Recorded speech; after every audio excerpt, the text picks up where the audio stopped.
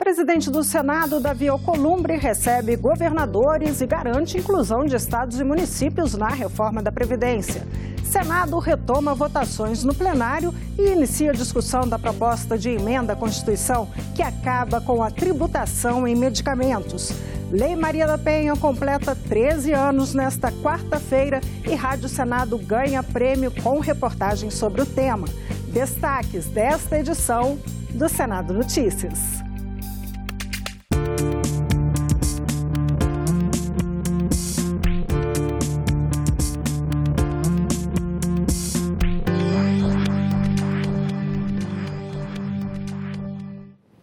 Olá, boa noite. O presidente do Senado, Davi Alcolumbre, recebeu hoje na residência oficial governadores e vice-governadores de 14 estados que participaram em Brasília de mais uma rodada do Fórum Nacional de Governadores. As reformas da Previdência e Tributária e o novo Pacto Federativo foram debatidos.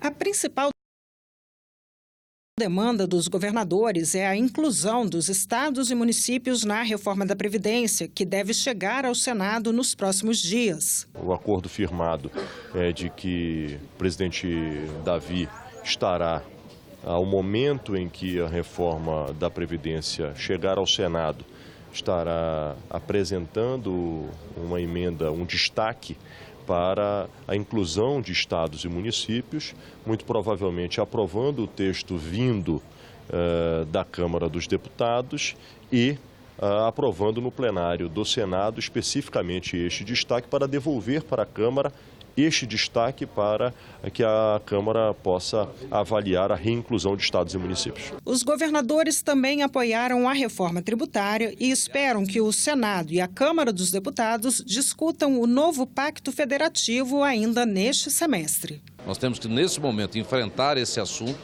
fazer com que o Brasil volte a ter e respeitar o Pacto Federativo, e ele tem esse compromisso com os estados, um compromisso com o nosso país, entre outros temas importantes, como o FEX, a questão da compensação da Lei Candir, assuntos que são muito caros e importantes para o equilíbrio fiscal dos estados brasileiros. Os senadores retomaram as votações em plenário nesta terça-feira. Mudanças na tributação de medicamentos e mais participação de universidades comunitárias na escolha de conselheiros nacionais de educação estavam na pauta. Antes de analisar a primeira pauta de votações do semestre, os líderes dos partidos se reuniram no gabinete da presidência do Senado. A reunião foi proveitosa pela posição democrática do presidente Davi, de que manteremos o que aconteceu no primeiro semestre. Tudo passará pela reunião dos líderes. Há pautas que a sociedade espera do Senado, que interpreta ela a sociedade que está havendo um engavetamento da CPI do Judiciário, ou CPI da toga, como queira dizer. Também pedidos de impeachment. Outro ponto positivo, de forma até surpreendente, eu não esperava isso hoje, temos um número mais do que suficiente para a criação e instalação da CPI do esporte. Outro tema discutido pelas lideranças foi o andamento da reforma tributária no Congresso. Em plenário, o líder do PSDB falou do acordo firmado entre os presidentes Davi Alcolumbre e Rodrigo Maia e o ministro da Economia, Paulo Guedes, para que a votação da proposta comece pelo Senado. Nós não vamos votar nenhuma reforma para o país tributária, tendo uma proposta na Câmara, outra no Senado e ainda outra do Executivo, que necessariamente, se houvesse, teria que começar pela Câmara. Claro que o Senado, ele reivindica também protagonismo. A reforma da Previdência foi toda protagonizada pela Câmara Federal. Chegará aqui e, pelo bem do país, nós temos que examinar a possibilidade de não alterar o texto. Ou seja, o Senado vira mais uma vez uma casa carimbadora. Na ordem do dia, os senadores começaram o debate da proposta de emenda à Constituição que acaba com a tributação de medicamentos. Continuaram a discussão da PEC que reduz a possibilidade de que os ministros de tribunais tomem decisão de forma individual. E ainda aprovaram uma atualização na Lei de Diretrizes e Bases da Educação. a garantia de que as universidades comunitárias participem do processo de escolha dos Conselheiros Nacionais de Educação. Com a inclusão das instituições comunitárias de educação superior na LDB, podemos, inclusive, liberar emendas para essas instituições que são fundamentais no desenvolvimento de alguns estados, como o estado de Santa Catarina, que é o meu estado. E o presidente do Senado, Davi Alcolumbre, fez um resumo de quais devem ser as pautas prioritárias para a Casa Legislativa neste segundo semestre. Reforma da Previdência. Muito brevemente deve chegar ao Senado Federal e exigirá de nós o bom senso para apreciá-la e a sensibilidade para garantir que direitos sociais tão caros ao povo brasileiro sejam preservados na medida do justo e do necessário. Reforma tributária. Em reunião com o presidente da Câmara, Rodrigo Maia, e com o ministro da Economia, Paulo Guedes, decidimos por um texto único, o que deve facilitar o debate e a consequente aprovação desta que é uma legislação imprescindível para a retomada do crescimento econômico brasileiro. Discutimos também com o governo, Senado e Câmara dos Deputados um texto unificado e o que aprimoraremos para fazer uma reforma que possa, de fato, simplificar e desburocratizar a estrutura vigente de arrecadação de impostos e encargos do governo federal, dos governos estaduais e dos governos municipais. Pacto Federativo.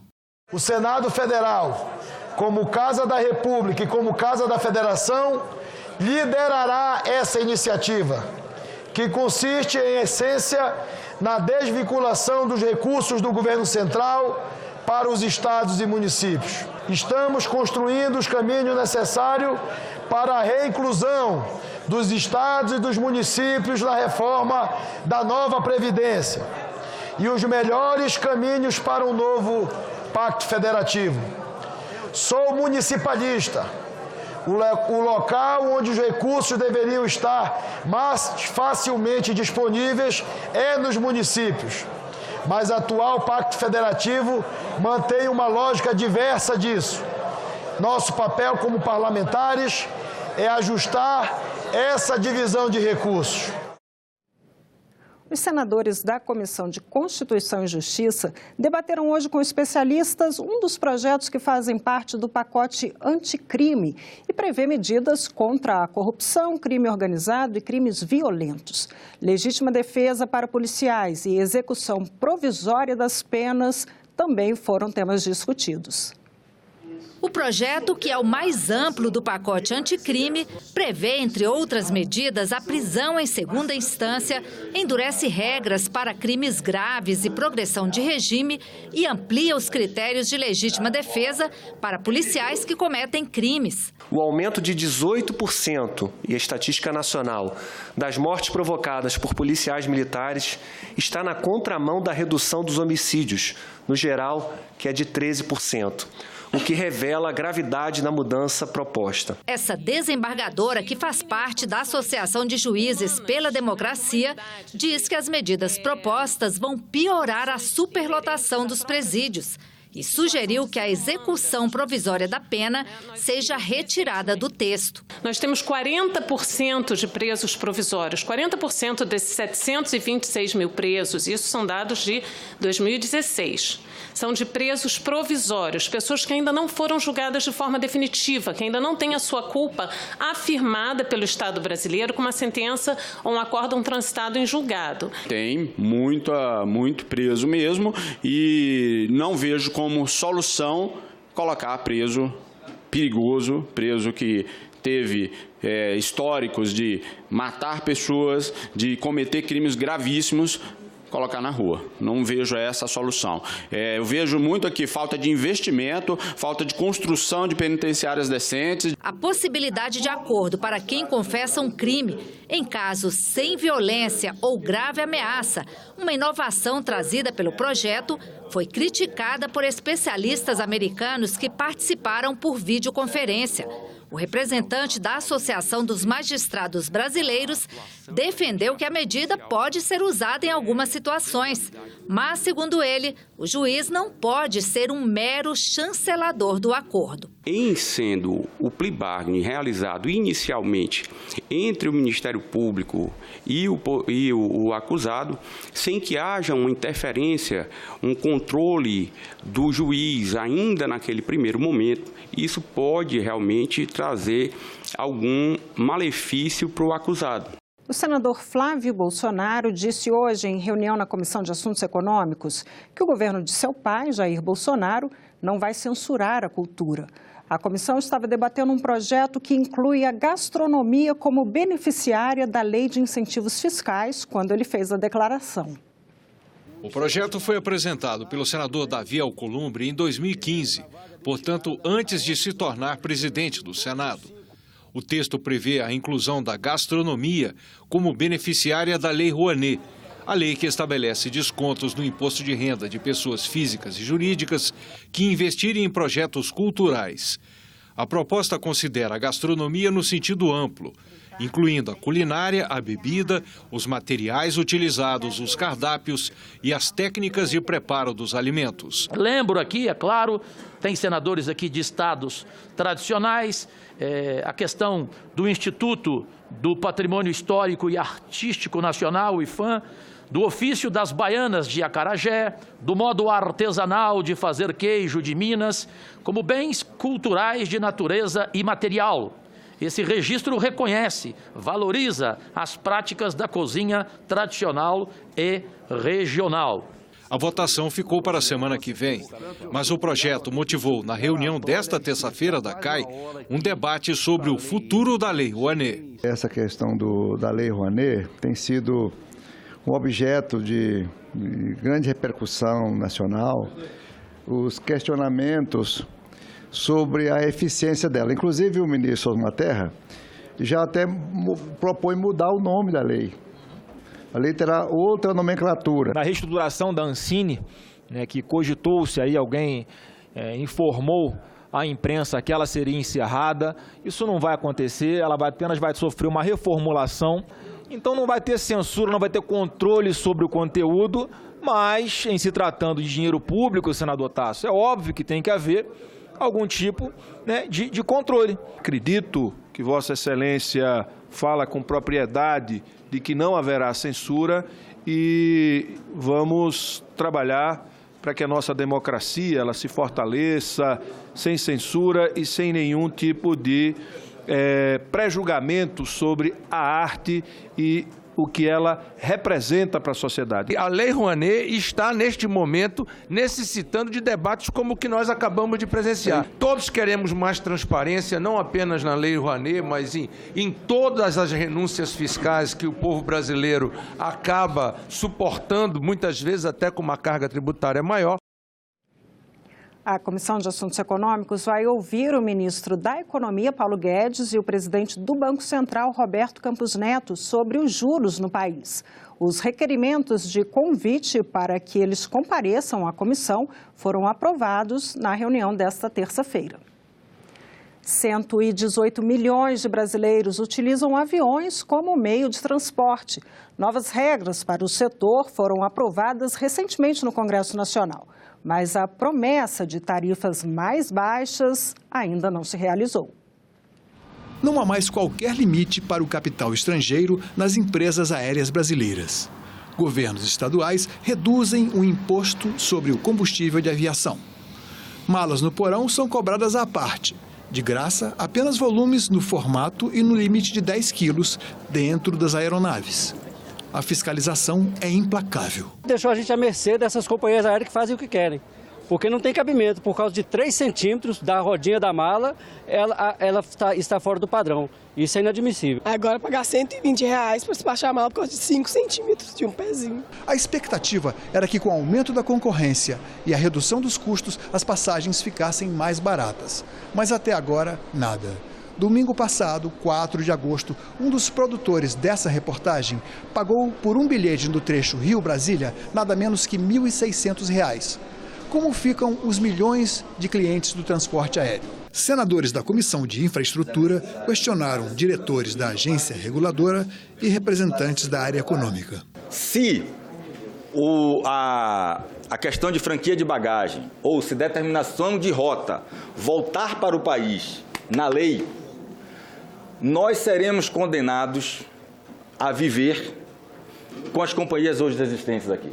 Enquanto a ANAC alegou não ser responsável pelo controle de preços, os parlamentares cobraram medidas urgentes, capazes de dar uma resposta eficaz a uma questão de economia popular. Nada vai ser feito agora, nesse exato momento. Quando vai acontecer isso? Nós não sabemos. 1 ano, 2 anos, 3 anos, depende da redução de ICMS, de gasolina, de querosene, etc. Então, o que pode ser feito nesse exato momento? Entender o que está no entorno da política de tarifa aérea é importante para a gente tomar decisões também importantes. Nós vamos ter que enfrentar daqui a pouco o veto presidencial sobre a cobrança de bagagem.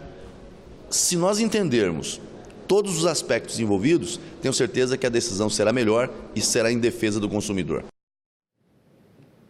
O presidente da Comissão de Educação, senador Dário Berger, disse hoje, na primeira reunião do colegiado na volta do recesso, que os cortes do governo podem colocar em risco o funcionamento de universidades. O presidente Dário Berger criticou os cortes nos gastos com a educação. O governo anunciou novo contingenciamento no fim do mês passado. É o segundo, desde o início do ano, que atinge diretamente os gastos com a educação. Vários reitores anunciaram que suas instituições teriam recursos para se manter até o mês de agosto ou no máximo setembro. Infelizmente, a previsão está a se concretizar. Os senadores da comissão aprovaram o relatório do senador Stevenson Valentim, que prevê livre acesso aos agentes ou comissários de proteção da infância e juventude em eventos públicos e privados, além do projeto que institui o Dia do Espiritismo. A Comissão de Educação aprovou ainda a realização de audiência pública para debater o projeto que cria a Semana dos Direitos Humanos nas escolas. No dia 31 de julho, o governo editou um decreto que bloqueia mais 1,440 bilhão em gastos no orçamento deste ano. Eles somam aos quase 30 bilhões anunciados no primeiro semestre. Os ministérios mais afetados com esse acréscimo são os da Cidadania, da Educação e da Economia. O objetivo é cumprir a meta fiscal de 2019, um déficit de 139 bilhões de reais. Para isso, o país vai ter que gastar, até dezembro, menos do que estava previsto na lei orçamentária deste ano.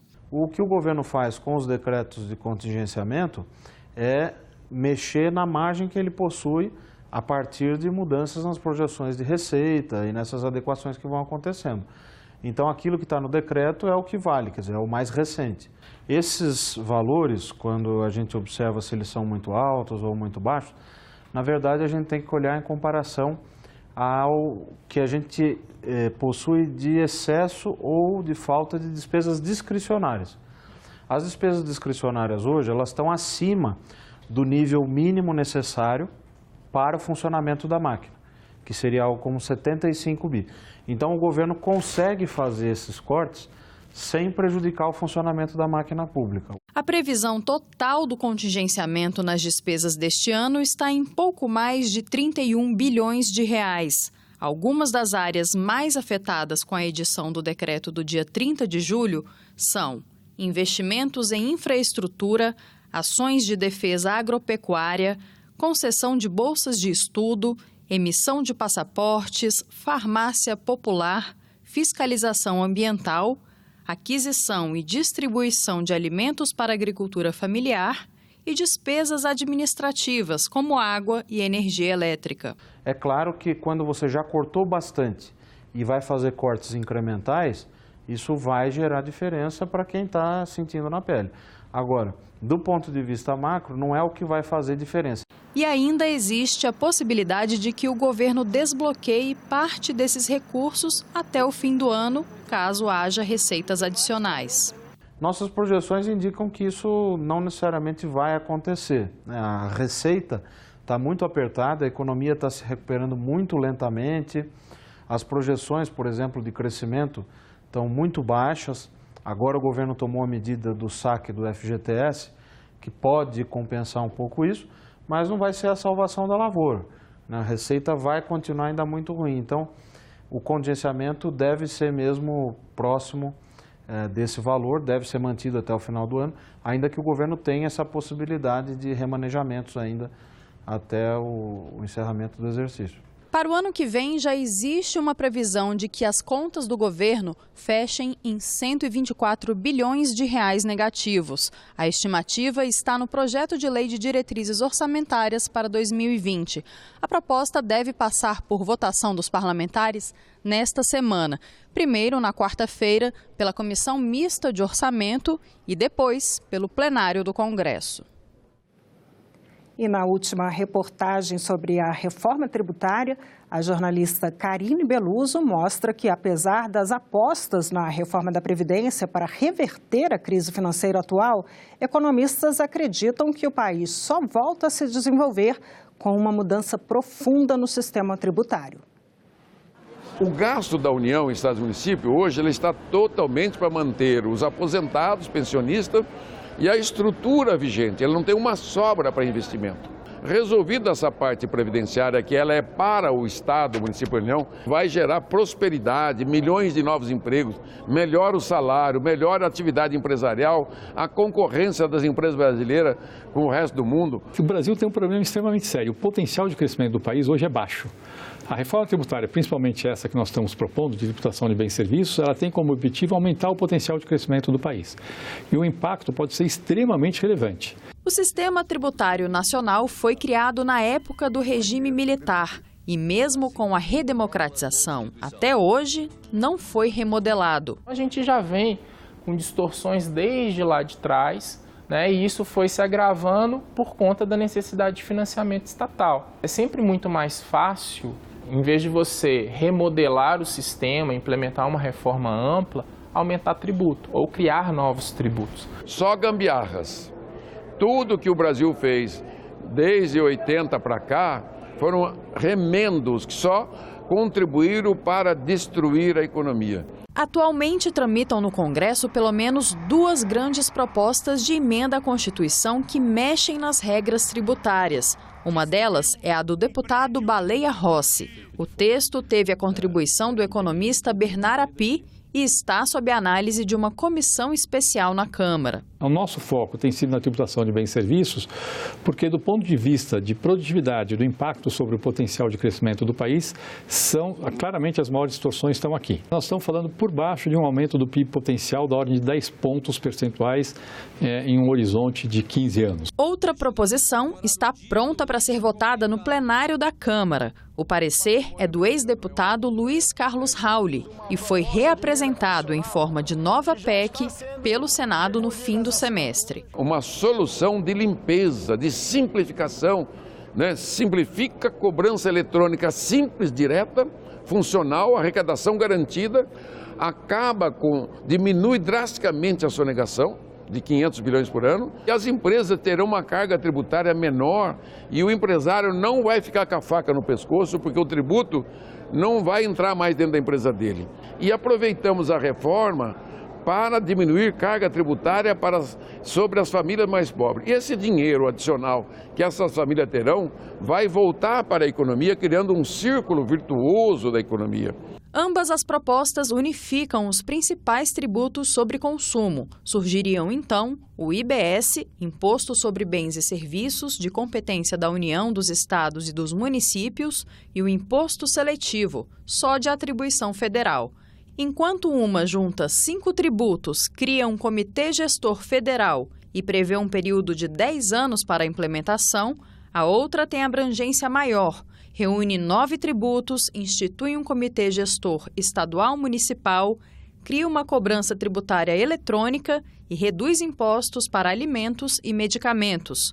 Nesta proposta, a transição é de 5 anos. Os entes econômicos, tanto nacionais como os internacionais, vão sentir a confiança necessária para poder aqui investir, e investido aqui o Brasil vai crescer e as pessoas vão crescer junto com o Brasil. O secretário, o professor Marcos Sintra, já está também com um texto avançado de uma proposta de simplificação tributária, de reforma tributária, que vai se juntar a essa iniciativa para que, num prazo muito curto, o Senado Federal possa deliberar sobre essa importante matéria. As sugestões do governo devem se concentrar na unificação dos principais tributos federais, em alterações nas alíquotas do imposto de renda e na desoneração da folha de pagamento das empresas. Queremos simplificar os tributos federais e não criando nenhum novo imposto. Você pode afundir vários impostos, que logicamente isso vai acontecer.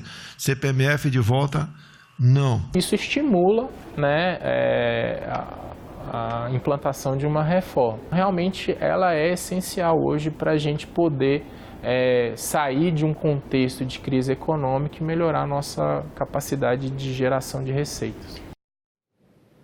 Amanhã, a Lei Maria da Penha completa 13 anos.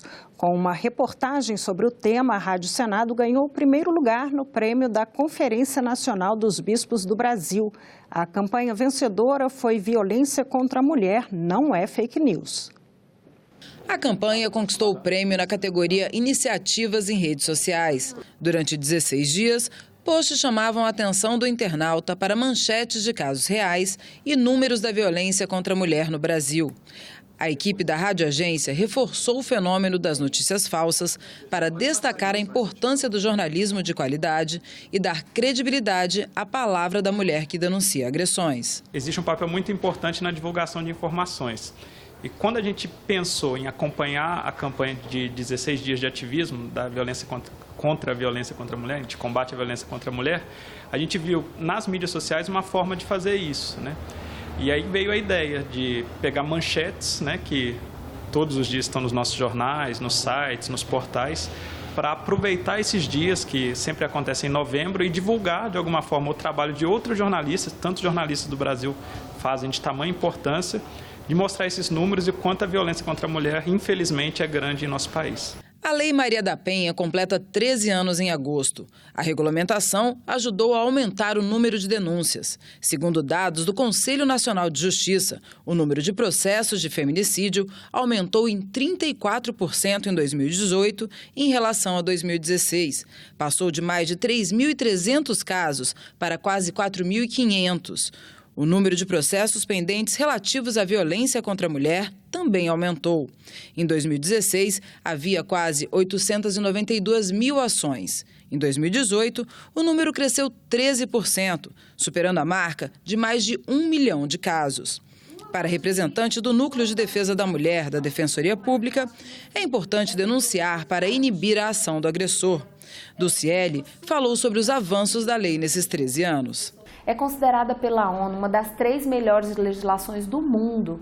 E uma das grandes conquistas da lei foi tirar a questão da violência contra a mulher da invisibilidade. Porque antes essa era uma questão da vida privada, briga de marido e mulher, não se mete a colher.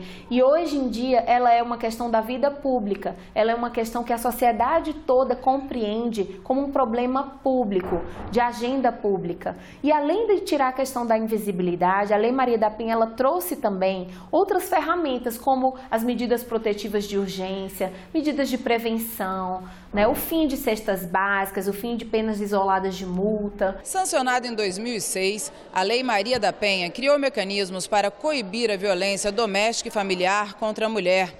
Hoje a vítima sabe que pode pedir ajuda e que o agressor pode sofrer punições mais rigorosas. No entanto, alguns defendem que a lei precisa de complementos. Atualmente, mais de 40 projetos tramitam no Congresso Nacional para alterar a lei. É o caso do PL 510 de 2019, de relatoria do senador Alessandro Vieira. O projeto traz a possibilidade da vítima de violência doméstica fazer o divórcio ou separação de maneira mais rápida e ter acesso a uma melhor assistência jurídica. O que a gente quer é desdobrar a proteção e garantir uma amplitude, ou seja, não só a proteção no crime, do momento, a medida protetiva, mas também a dissolução daquela conjunção civil. E está marcada para amanhã, às 10 horas, a reunião da Comissão de Constituição e Justiça. A apreciação do PL 510 de 2019 está na pauta. O relator, senador Alessandro Vieira, foi favorável ao projeto. E hoje o Ministério da Família, Mulher e Direitos Humanos divulgou mais dados da violência contra a mulher. O serviço de utilidade pública oferecido pelo Ministério, o Ligue 180, recebeu em 2018 mais de 92 mil denúncias de violações contra mulheres.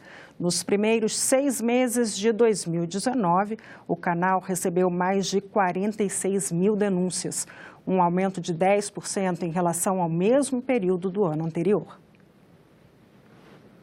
E nós ficamos por aqui. Você pode rever as reportagens desta edição na nossa página na internet, senado.leg.br/TV. Muito obrigada pela companhia. Continue sintonizado aqui na TV Senado.